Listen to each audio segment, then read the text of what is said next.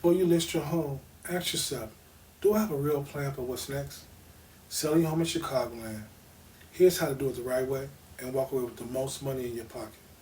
Step 1. Price it strategically. Overpricing can scare off buyers, and underpricing leaves money on the table. I use local market data to help sellers hit their sweet spots from day one. Step 2. Prepare your home. This doesn't mean spending tens of thousands of dollars, but minor repairs, deep cleaning, and stronger curb appeal could lead to faster, higher offers. Step 3. Market like a pro. Your listing deserves more than just a few iPhone photos and a Zillow post.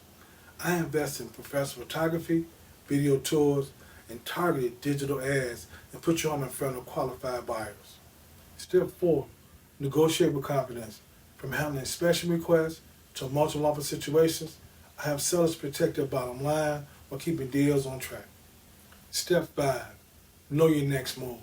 Whether you're upsizing, downsizing, or relocating, having a solid plan for what's next ensures a smoother transition and less stress at closing.